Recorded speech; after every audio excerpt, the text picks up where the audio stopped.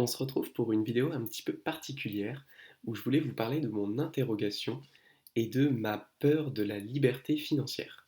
Effectivement, on est nombreux à chasser cette espèce de mirage de se dire, bon bah voilà, quand j'aurai 200, 500, 1 million d'euros, eh bien, je vais pouvoir atteindre la liberté financière, quitter mon emploi, faire ce que je veux toute la journée, et la vie ne pourra être que plus belle.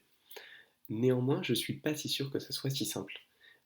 Personnellement, le temps est quelque chose que je trouve assez oppressant, dans le sens où, je ne sais pas si vous vous rendez compte, mais aujourd'hui je passe à peu près 50 heures par semaine que je dévoue au travail, que ce soit pour le transport ou pour les heures de travail en soi.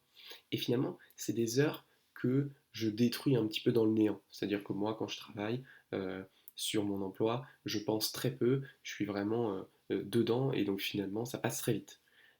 Et c'est vrai que je me dis, si demain je quitte mon travail, même si j'ai la liberté financière, qu'est-ce que je vais faire de 50 heures par semaine supplémentaires? Qu'est-ce que je vais faire? Euh, et pour moi, réfléchir à cette question, c'est quelque chose qu'on doit vraiment réfléchir en amont, parce que 50 heures par semaine, c'est énorme. Est-ce que j'ai envie d'apprendre toutes les langues du monde pour le fun?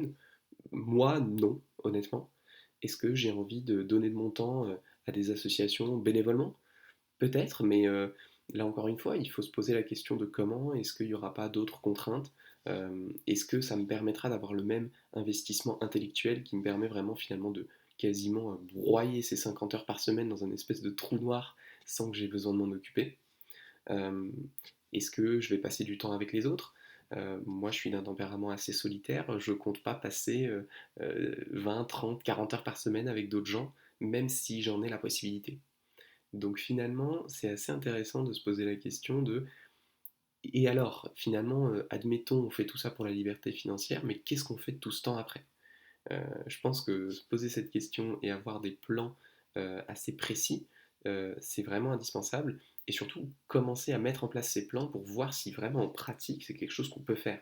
C'est-à-dire utiliser les vacances, utiliser les week-ends pour faire d'autres activités et voir si c'est quelque chose dans lequel on peut investir du temps et trouver un certain sens. C'est d'ailleurs une des raisons pour laquelle j'ai lancé cette chaîne, c'est voir effectivement est-ce que je peux prendre de mon temps pour créer quelque chose et est-ce que cette création, elle m'apporte humainement finalement de la valeur.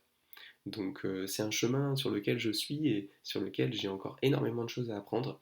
Si vous, vous avez des idées et si vous savez ce que vous allez faire de tout ce temps quand vous serez libre financièrement, eh ben, n'hésitez pas à me donner des idées en commentaire, je suis vraiment très curieux de les lire.